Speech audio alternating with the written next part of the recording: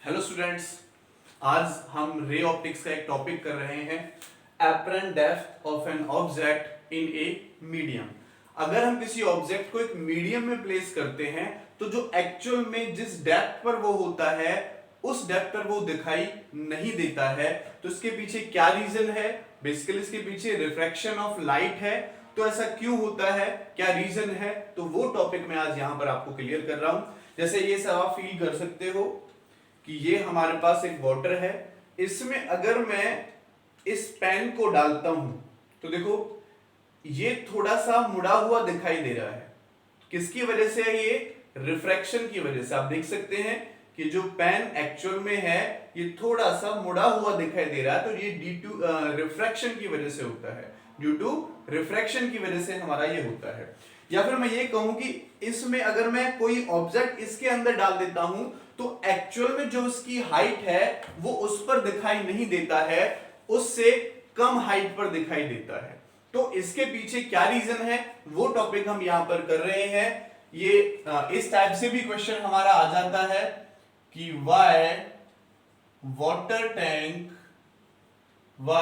Bottom of a water tank bottom of a water tank appears less deep। ठीक है कि less deep क्यों दिखाई देता है? जो एक्चुअल में होता है उसके कंपैरिजन में वाटर टैंक लेस डीप क्यों दिखाई देता है? जो ये पेन मैंने से भी वाटर में डाल को आपको बताया था, तो ये हमें मुड़ा हुआ क्यों दिखाई देता है? तो ये कॉन्सेप्ट आज हम यहां पर कर रहे हैं। तो देखो बच्चों, हमने लेट किया कि ये हमारे पास एक मीडियम है, ये इधर हमारे पास एक डेंसर मीडियम है नीचे, और ऊपर हमारे पास रेयर मीडियम है। तो μ1 इसका रिफ्रैक्टिव इंडेक्स है, लेट कर लिया हमने, और μ2 इसका रिफ्रैक्टिव इंडेक्स है। देखो मान लेते हैं कि ये वाटर है और यहां इसके बॉटम पर एक ऑब्जेक्ट है हमारा, ठीक है, ऑब्जेक्ट O हमारा इसके बॉटम पर है। तो देखो जब यहां से एक रे जो परपेंडिकुलर जाएगी वो हमारी बिल्कुल सीधी चली जाएगी, जो रे परपेंडिकुलर जाएगी वो सीधी चली जाएगी। ठीक है, इस ऑब्जेक्ट की यहां से यहां तक जो रियल डेप्थ है वो हम लेट कर लेते हैं x। x क्या है बच्चों? इसकी रियल डेप्थ है। तो रियल डेप्थ हमने इसकी लेट कर ली, इस ऑब्जेक्ट की x है। तो अब क्या है देखो बच्चों, अगर यहां से एक रे ऐसे जाती है तो इस पॉइंट का नॉर्मल ये हो जाएगा और इंसिडेंट एंगल इस पॉइंट का आई ये हो जाएगा। अब एक रेयर मीडियम से डेंसर मीडियम से रेयर मीडियम में जाती है तो bend away from the normal हो जाएगी। तो ये वाली रे ऐसे जानी चाहिए थी लेकिन थोड़ी सी बेंड होके ऐसे जाएगी ये वाली रे। और यहां पर अगर कोई ऑब्जेक्ट है हमारा, ठीक है, यहां पर कोई हमारा ऑब्जेक्ट है तो अगर वो उसको देखेगा तो उसको लगेगा कि ये जो हमारी रे है वो यहां से आ रही है। इसका मतलब जो ऑब्जेक्ट है वो एक्चुअल में इतनी हाइट पर उठा हुआ दिखाई दे रहा है जो बाहर से इसको पर्सन देख रहा है। ठीक है, तो ये इसकी जो इमेज इसकी बनेगी, जो ऑब्जेक्ट जो देखने वाला है उसको ऑब्जेक्ट आई पॉइंट पर दिखाई देगा। ठीक है, इस पॉइंट को हम लेट कर लेते हैं A और इस पॉइंट को लेट कर लेते हैं B, तो रिफ्रैक्शन एंगल हो जाएगा बच्चों R। ओके, ये एंगल हमारे पास I है, ये एंगल R है। तो देखो ये I है तो ये भी हमारे पास I हो जाएगा, और ये R है तो ये एंगल भी हमारे पास R हो जाएगा। तो अब मैं यहां पर लिखता हूं, ठीक है, इस क्वेश्चन का आंसर भी हम साथ साथ करेंगे और ये टॉपिक भी हम यहां पर साथ साथ करेंगे। तो देखो अगर मैं यहां से साइन आई की वैल्यू निकालूं, इस ट्राइंगल का यूज कर रहा हूं मैं, from triangle ABO, AB and O, यहां से मुझे साइन आई चाहिए बच्चों। तो इस ट्राइंगल से अगर मैं साइन आई निकालता हूं तो साइन आई किसके इक्वल होगा? Perpendicular upon hypotenuse. तो क्या लिखा जाएगा? ये AB अपॉन हाइपोटेन्यूज क्या है? OB। तो ये हमारे पास साइन आई निकल कर आ जाएगा। Similarly this is equation number 1, similarly अगर मैं ले लेता हूं from triangle A B I से, ए बी एंड आई से साइन आर अगर मैं निकालता हूं तो साइन आर किसके इक्वल होगा बच्चों? Perpendicular upon hypotenuse. तो परपेंडिकुलर क्या है? ए बी एंड हाइपोटेन्यूज क्या है बच्चों? I B. This is equation number 2 हमारे पास हो जाएगा। ठीक है, तो यहां से देखो अगर मैं दोनों इक्वेशंस को डिवाइड करूं, ठीक है, तो क्या होगा हमारे पास? इन दोनों इक्वेशंस को डिवाइड करने के बाद sine I upon sine R अगर मैं यहां से निकालता हूं तो ये हो जाएगा A B upon O B and A B upon I B. तो ए बी से बी कटेगा, ये आई बी ऊपर चला जाएगा, तो ये हो जाएगा आई बी अपॉन ओ बी। अब मैं स्नेल्स लॉ लगा देता हूं, ठीक है, अप्लाइंग स्नेल्स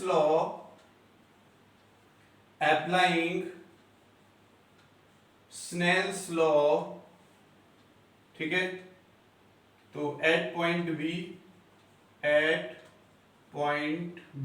बी पॉइंट पर मैं स्नेल्स लॉ अप्लाई करूंगा, तो बी पॉइंट पर अगर मैं स्नेल्स लॉ अप्लाई करता हूं तो क्या होगा? Refractive index into sine of angle of incidence, यानी μ2 into sine of angle of incidence I हो जाएगा, और ऊपर refractive index into sine of angle of refraction यानी साइन आर हो जाएगा। तो अगर यहां से μ1 अपॉन μ2 निकाला जाए या μ2 अपॉन μ1 मैं कर लेता हूं तो इधर क्या हो जाएगा बच्चों? Sine R upon sine I. तो sine I upon sine R की वैल्यू ये है, अगर मैं इसका रिवर्स पुट कर देता हूं तो ऊपर क्या हो जाएगा बच्चों? ओ बी, और नीचे क्या आ जाएगा बच्चों? I B. ठीक है, तो यहां से मैं कह सकता हूं कि मुझे मिला μ2 upon μ1 is equal to O B upon I B, O B upon I B. ठीक है, इफ मैं लेट कर लेता हूं इफ कि जो ए पॉइंट है या B point lies very near to A, B point A point के बहुत नियर लाई करता है। अगर ये वाला पॉइंट यहां हो जाएगा तो देखो ये वाला डिस्टेंस, तो ये क्या बनेगा यहां से यहां तक का? ओ बी लगभग ओ ए के इक्वल हो जाएगा। तो जो ओ बी है वो अप्रोक्सीमेटली किसके इक्वल हो जाएगा? ओ ए के इक्वल हो जाएगा, एंड जो आई बी है वो ओ ए के इक्वल हो जाएगा, आई ए के इक्वल हो जाएगा। तो इस इक्वेशन को क्या लिख देंगे हम बच्चों? μ2 upon μ1 is equal to O B O A के इक्वल है तो ओ ए हो गया, अपॉन आई बी आई ए के इक्वल है तो ये आई ए हो गया। ठीक है, ओके, तो ये μ2 upon μ1 O A upon I ए के इक्वल यहां से निकल कर आया। तो देखो ओ ए रियल डेप्थ है, लेकिन सरफेस से इतने पे हमें ये दिखाई दे रहा है तो इसको बोलेंगे बच्चों एपरेंट डेप्थ। ये क्या होगा? एपरेंट डेप्थ होगा। ठीक है, जिसको मैं y नेम दे रहा हूं। ठीक है, तो यहां पर मैं लिख सकता हूं μ2 अपॉन μ1, म्यू के इक्वल लेते हैं हम सिंपल म्यू, ठीक है, 1 से 2 ऐसे लिखते हैं। ओ ए एक्स हो जाएगा और ओ आई ए वाई के इक्वल हो जाएगा, आई ए वाई के इक्वल हो जाएगा। तो हमें टोटल मिला के जो म्यू मिला वो क्या मिला? x अपॉन वाई, यानी म्यू हो गया हमारा real depth upon apparent depth, यानी जो रिफ्रैक्टिव इंडेक्स है, यहां मैं लिख लेता हूं इसको, जो रिफ्रैक्टिव इंडेक्स म्यू हमारे पास आया जो होगा μ2 अपॉन μ1 के इक्वल ऑलवेज, तो वो हमारा हो गया बच्चों रेशियो ऑफ रियल डेप्थ यानी x upon apparent depth y के इक्वल। ठीक है, ratio of real depth upon apparent depth, हमारा रिफ्रैक्टिव इंडेक्स निकल कर आ गया। अगर मैं यहां से एपरेंट डेप्थ y निकालना चाहूं तो क्या हो जाएगा बच्चों? x अपॉन म्यू के इक्वल। ठीक है, एपरेंट डेप्थ मुझे निकालनी पड़े। ठीक है, ये हमने देखा कि जो ऑब्जेक्ट है वो हमें थोड़ा उठा हुआ दिखाई देता है, एक्चुअल में जो उसकी डिस्टेंस थी उससे थोड़ा लेस डीप दिखाई देता है, तो वो डिस्टेंस निकालेंगे कैसे? वो फॉर्मूला हमने यहां से निकाला। ठीक है। तो एपरेंट डेप्थ निकालने का फॉर्मूला हमने निकाला x upon Y, x upon mu, और ये होगा किसकी वजह से, होगा किसकी वजह से, रिफ्रैक्शन ऑफ लाइट की वजह से ये होगा। ठीक है बच्चों, तो हमें एक चीज और यहां पर नोट करने वाली बात ये है, देखो जब ऑब्जेक्ट हमारा डेंसर मीडियम में है और जो ऑब्जर्वर है ये हमारा कौन है बच्चों, ऑब्जर्वर, तो ऑब्जर्वर कहां है हमारा, रेयर मीडियम में है। ठीक है, अगर ऑब्जर्वर रेयर मीडियम में हो तो ये वाला फॉर्मूला चलेगा, अगर ऑब्जर्वर रेयर मीडियम में हो तो ये वाला फॉर्मूला चलेगा, लेकिन अगर ऑब्जर्वर हमारा डेंसर मीडियम में हो, ये फॉर्मूला याद रखना है, ऐसे ही ऑब्जेक्ट को मैं रेयर मीडियम में मानूंगा, उससे फिर डेंसर मीडियम में निकालेंगे, तो डायरेक्ट मैं आपको बता रहा हूं, उसको करने की हमें जरूरत नहीं है, तो मैं आपको बता देता हूं। ये हमारा फॉर्मूला कब होगा, जब observer, when observer in rare medium, जब ऑब्जर्वर रेयर मीडियम में होगा तो ये फॉर्मूला हम अप्लाई करेंगे। लेकिन अगर रिवर्स हो, when observer in denser medium, observer हमारा बच्चों डेंसर मीडियम में हो, तो y equal to mu X, ये वाला फॉर्मूला में अप्लाई करेंगे। म्यू आप जानते ही हैं, mu two upon mu one होगा, mu two upon mu one हमारा होगा। ठीक है, तो जहां से रेज आ रही है वो म्यू वन और जहां को रेज आ रही है वो म्यू टू यहां पर होगा, तो y equal to mu two X होगा। तो मैं लिख भी सकता हूं कि जो म्यू है वो mu two upon mu one x हमारा यहां से y की वैल्यू आएगी। ठीक है, और यहां से भी आप समझ सकते हो कि अगर यहां से मैं y निकालूं तो y equal to mu one upon mu two X हो जाएगा। ठीक है, वो रिवर्स होगा, तो इससे अच्छा है इसमें कंफ्यूजन ना हो। अगर ऑब्जेक्ट हमारा रेयर मीडियम में है, सॉरी ऑब्जर्वर हमारा रेयर मीडियम में है तो ये वाला फॉर्मूला लगाएंगे, और ऑब्जर्वर डेंसर मीडियम में है तो ये वाला फॉर्मूला हमें डायरेक्ट अप्लाई कर देना है, और म्यू आप जानते हैं mu two upon mu one के इक्वल हमेशा से हमें लेना है। ठीक है, तो इन दोनों फॉर्मूले को याद रखेंगे, इन फॉर्मूलेस को लेकर मैं यहां पर न्यूमेरिकल कराऊंगा, तो ध्यान रखें। फर्स्ट न्यूमेरिकल मैं यहां पर ले रहा हूं बच्चों,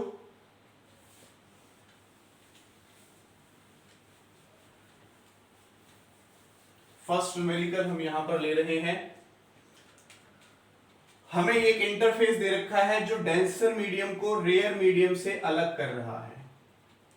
यहां पर मैंने लेट किया कि यहां पर एक ऑब्जेक्ट है, और वो ऑब्जेक्ट मैं मान लेता हूं कि ये वाटर के अंदर फिश है, और फिश की जो यहां से यहां तक डिस्टेंस है वो 16 सेंटीमीटर है। ठीक है, 16 सेंटीमीटर है, और यहां पर एक बर्ड है, ये हमारे पास एक फिश है, और बर्ड की जो डिस्टेंस है यहां से यहां तक वो हम लेट कर लेते हैं 20 सेंटीमीटर है। आपको क्या निकालना है, क्वेश्चन मैं ले रहा हूं यहां से, फर्स्ट पार्ट जो आपको निकालना है, apparent depth of a fish as seen by the bird, और सेकंड पार्ट रिवर्स कर लेते हैं, apparent depth of bird as seen by the fish। ठीक है, तो पहले फर्स्ट केस हम इसका करेंगे। ठीक है, फाइंड करना है, ये चीज हमें निकालनी है, फाइंड करना है यहां से। तो फर्स्ट पार्ट हम लेकर चल रहे हैं, apparent depth of fish as seen by the bird। तो apparent depth of fish यानी ऑब्जेक्ट कौन है बच्चों, फिश है, ऑब्जर्वर कौन है बच्चों, बर्ड है। ठीक है, ऑब्जेक्ट कौन है, फिश, और ऑब्जर्वर कौन है, बर्ड। तो बर्ड कहां पर है, ऑब्जर्वर कहां पर है, रेयर मीडियम में, और रेयर मीडियम का फॉर्मूला क्या बताया था मैंने अभी, अगर ऑब्जर्वर रेयर मीडियम में हो तो x बाई म्यू। ठीक है, तो y हम यहां से सिंपली निकाल सकते हैं, y इक्वल टू x, कौन है ऑब्जर्वर, ऑब्जेक्ट कौन है, फिश, यानी ये इसको देख रहा है, तो यहां से यहां तक की डिस्टेंस कितनी है, 16 अपॉन म्यू। अच्छा, इसका म्यू ले लेते हैं, म्यू इसका दे रखा है 4/3, ठीक है। 4/3 हमें इसका म्यू दे रखा है और ये जो मीडियम है एयर है इसका म्यू 1 है। तो यहां पर देखो म्यू की जगह पर μ2/μ1 पुट करेंगे जो 4/3 ही होगा। तो इससे 4 बार कटेगा ये, तो कितना हो जाएगा 12 सेंटीमीटर। तो फर्स्ट पार्ट हमने निकाला 12 सेंटीमीटर पर, लेकिन क्वेश्चन में लिखा क्या हुआ है, as seen by the bird. तो बर्ड को ये फेस इस सरफेस से डिस्टेंस आई 12, यानी यहां से 12 सेंटीमीटर पे दिखाई देगा और 20 ये है। तो जो एपरेंट डेप्थ है वो कितनी हो जाएगी बच्चों, 12 + 20 यानी 32 सेंटीमीटर पर बर्ड को फिश दिखाई देगी। सिमिलरली इसका अपोजिट हम कर लेते हैं, second point, apparent depth of bird as seen by the fish. तो यहां पर देखो ऑब्जेक्ट कौन है, किसको देखा जा रहा है, बर्ड को देखा जा रहा है। अब कौन देख रहा है, तो ऑब्जर्वर कौन है बच्चों, ऑब्जर्वर कौन है बच्चों, फिश है, फिश देखना चाहती है। तो अब देखो ऑब्जर्वर फिश कहां है, डेंसर मीडियम में है। तो मैंने बताया था डेंसर मीडियम के लिए हम डायरेक्ट फॉर्मूला यूज करेंगे y = μx। तो म्यू कितना हो जाएगा 4/3 और x कितना है, x कितना है बच्चों, यानी फिश ऑब्जर्वर है तो 20, तो कितना हो जाएगा 80/3 सेंटीमीटर की एपरेंट डेप्थ हो जाएगी सरफेस से, यानी ये 80/3 पे दिखाई देगा बर्ड इसको। और टोटल कितनी हो जाएगी 16, और इसमें ऐड कर देंगे जो इस खुद की डिस्टेंस है यहां से यहां तक। तो जो एपरेंट डेप्थ है वो हमारे पास यहां से हो जाएगी 80/3 + 16 सेंटीमीटर। तो इनको आप आसानी से ऐड कर सकते हैं, ठीक है। तो इस टाइप से आपको यहां पर क्वेश्चन करना है। नेक्स्ट क्वेश्चन की तरफ मैं चलता हूं। नेक्स्ट क्वेश्चन यहां पर हम लेते हैं एक सिंपल सा क्वेश्चन, और फिर उसके बाद थोड़ा सा हार्ड क्वेश्चन आएगा और एक क्वेश्चन आपके लिए भी होगा जो आप सॉल्व करके मुझे बताओगे, ठीक है। तो क्वेश्चन है, हमें ये एक ग्लास स्लैब दे रखी है बच्चों, ये ग्लास स्लैब है और इसकी जो थिकनेस है वो हमारे पास 10 सेंटीमीटर है। थिकनेस हमारे पास यहां पर इसकी एक 10 सेंटीमीटर है। अच्छा, इससे पहले एक चीज और बतानी आपको रह गई, पहले वो मैं आपको क्लियर कर देता हूं। देखो ये हमारे पास एक इंटरफेस था और यहां पर हमारा ऑब्जेक्ट रियल था एक्स डिस्टेंस पे, और यहां पर हमारी ये इमेज बनी थी, अभी हमने देखा था यहां से यहां तक y, यहां से यहां तक x, ये I पॉइंट था, ये O पॉइंट था, ठीक है। तो ये कितना उठा हुआ दिखाई दिया, इसको बोलते हैं हम लेटरल शिफ्ट। क्या बोलते हैं इसको बच्चों, हम लेटरल शिफ्ट बोलते हैं। तो अगर इसमें मैं लेटरल शिफ्ट निकालता हूं, ठीक है, तो लेटरल शिफ्ट इसमें निकालते हैं तो कितना हो जाएगा बच्चों, OI लेटरल शिफ्ट है। तो OI अगर मैं लेटरल शिफ्ट निकालता हूं OI, तो कैसे मिलेगा, OA में से AI माइनस करूंगा तो OI मिलेगा। तो मैंने OA में से माइनस कर दिया IA, तो OI = OA क्या है बच्चों, X, एंड माइनस IA क्या है Y, और Y की वैल्यू क्या निकाली थी हमने बच्चों, x/μ निकाला था। तो यहां से जो OI है वो क्या हो जाएगा, x कॉमन 1 - 1/μ। तो इसको हम लेटरल शिफ्ट या नॉर्मल शिफ्ट भी कह देते हैं, लेटरल शिफ्ट या नॉर्मल शिफ्ट भी हम इसको कहते हैं। तो ये पूछ सकते हैं क्वेश्चन में कि लेटरल शिफ्ट क्या होगी, नॉर्मल शिफ्ट क्या होगी, यानी ओरिजिनल डिस्टेंस से कितना शिफ्ट होगा। तो इसका मतलब आपको नीचे वाला डिस्टेंस निकालना है, जिसका डायरेक्ट हमने यहां पर फॉर्मूला निकाल लिया है OI, यानी लेटरल शिफ्ट का जो होगा हमारे पास, लेटरल शिफ्ट वो हो जाएगा x = 1 - 1/μ के इक्वल। तो मैं इसी के बेस पर एक क्वेश्चन आपको दे रहा हूं। क्या क्वेश्चन है हमारा बच्चों, तो क्वेश्चन हमारा इस टाइप से है, ये एक ग्लास स्लैब हमको दे रखी है जिसकी थिकनेस है यहां से यहां तक 10 सेंटीमीटर, ठीक है। और इसका जो रिफ्रैक्टिव इंडेक्स है म्यू, उसकी वैल्यू 1.5 और बाहर का रिफ्रैक्टिव इंडेक्स हमें दे रखा है 1, ठीक है। अब हमसे ये कहता है कि जो ऑब्जेक्ट है what distance would the dot appear to be raised, यहां पर डॉट है, यहां पर ग्लास स्लैब के नीचे एक डॉट है, ठीक है, यानी ऑब्जेक्ट हमें यहां पर दे रखा है। तो क्वेश्चन में हमसे पूछता है what distance the dot appears to be raised, ये जो डॉट है वो कितनी डिस्टेंस पे उठी हुई दिखाई देगी। अब देखो इसका जो रियल डेप्थ है वो 10 सेंटीमीटर है, इस ग्लास स्लैब के नीचे है, तो कितना उठा हुआ दिखाई देगा। इसका मतलब क्या पूछ रहा है, ये क्या पूछ रहा है, सीधा लेटरल डिस्प्लेसमेंट पूछ रहा है, कितना उठा हुआ दिखाई देगा। एपरेंट डेप्थ नहीं पूछा, तो मान लेते हैं इतना उठा हुआ दिखाई देगा। तो ये ऑब्जेक्ट, ये इमेज, तो हमें ये डिस्टेंस चाहिए, तो इसका डायरेक्ट फॉर्मूला मैंने निकाला था OI = x 1 - 1 by mu। तो डायरेक्ट पुट कर सकते हैं लेटरल डिस्प्लेसमेंट निकालने के लिए x की वैल्यू कितनी है 10, 1 - 1 by mu कितना है 1.5, 1 पॉइंट का मतलब 3 और 2 ऊपर चला जाएगा, ठीक है। 1 - 1 by mu हमारा हो जाएगा यहां से, तो उसको लिखेंगे μ2 अपॉन μ1। तो रियल डेप्थ जो ऑब्जेक्ट की है वो है हमारे पास 10 सेंटीमीटर, ठीक है। 3 बाई इसकी वैल्यू कितनी होगी 1.5, तो 3/2 मैं इसमें ऊपर पुट करूंगा, तो ऊपर पुट के हमारा जो आंसर यहां से आएगा OI, तो ये 3 10 × 3 - 2/3, तो 10 × 1/3 यानी 3.33 सेंटीमीटर डिस्टेंस आ जाएगा। 3.33 सेंटीमीटर पे ये हमें उठा हुआ दिखाई देगा, ठीक है।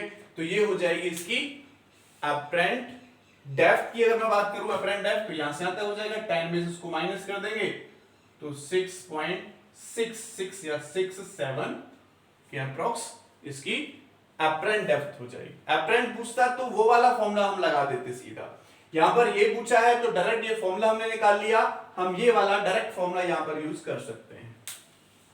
ओके बच्चों, नेक्स्ट न्यूमेरिकल की तरफ चलते हैं। एक और अच्छा न्यूमेरिकल यहां पर है ये। तो क्वेश्चन हमारा इस टाइप से है, ये हमें बच्चों एक ग्लास स्लैब दे रखी है और इसकी थिकनेस है यहां से यहां तक 15 सेंटीमीटर। एक ऑब्जेक्ट हमें यहां पर दे रखा है, यहां पर ऑब्जेक्ट O जिसकी डिस्टेंस है यहां से यहां तक 10 सेंटीमीटर, और यहां पर हमें एक पर्सन दे रखा है जो यहां से इसको देख रहा है, ठीक है। दूसरी तरफ है, इसका जो रिफ्रैक्टिव इंडेक्स है म्यू वही 1.5, यहां का रिफ्रैक्टिव इंडेक्स 1 और यहां का भी रिफ्रैक्टिव इंडेक्स है 1। तो जो क्वेश्चन में हमसे पूछता है वो पूछता है find the apparent depth O as seen by the eye। Find the apparent depth of O, या ऑब्जेक्ट कह सकते हैं, एज सीन बाय द आई, ठीक है। आई को कितनी डिस्टेंस पे दिखाई देगा, हमें ऑप्शन में दे रखे हैं, आप ट्राई कर सकते हो।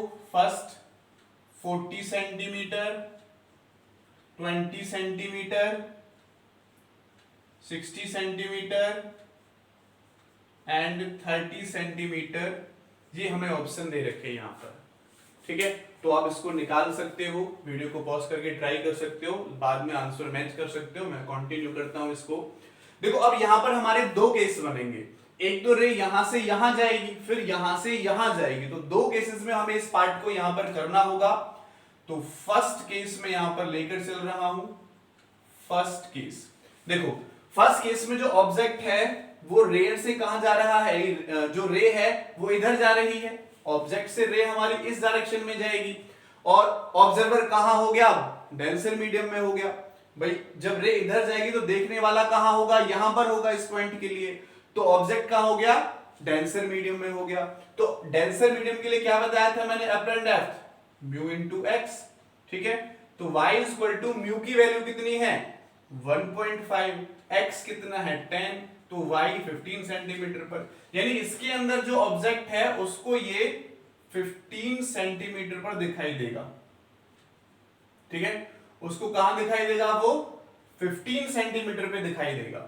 अब यहां से जब रे इस तरफ जाएगी, अच्छा ये डिस्टेंस भी हमें दे रखी है 20 सेंटीमीटर, रे इधर जाएगी, यहां से रे इधर जाएगी, तो ये किस में हो गया, रेयर मीडियम में। अब हमारा जो ऑब्जर्वर है वो कहां हो गया, रेयर मीडियम में। और सेकंड केस जो हमारा यहां से बनेगा, सेकंड केस, तो उसके लिए देखो y इक्वल टू क्या हो जाएगा हमारे पास, x अपॉन म्यू के इक्वल, ठीक है। क्योंकि ये हमारी जो रे है वो कहां से कहां जा रही है, यानी ऑब्जर्वर कहां पर है हमारा, वो रेयर मीडियम में, तो ये हो जाएगा x अपॉन म्यू। x कितना है अब 15, ये 15 ये, तो 15 प्लस 15, और म्यू कितना है 1.5, तो 30 अपॉन 1.5 हो जाएगा, पॉइंट को हटाएंगे तो 300 अपॉन 15, तो 20, तो 20 सेंटीमीटर पे दिखाई देगा। तो जो एपरेंट डेप्थ हो गई हमारी, एपरेंट डेप्थ वो कितनी हो गई 20 प्लस 20, 20 पे तो यहां से दिखाई देगा, और 20 ये और है, ठीक है। तो टोटल मिलाकर 40 सेंटीमीटर हमारा आंसर आ जाएगा, यानी 40 हमारे पास आंसर आ जाएगा 40 सेंटीमीटर। ठीक है बच्चों, बात समझ में आई।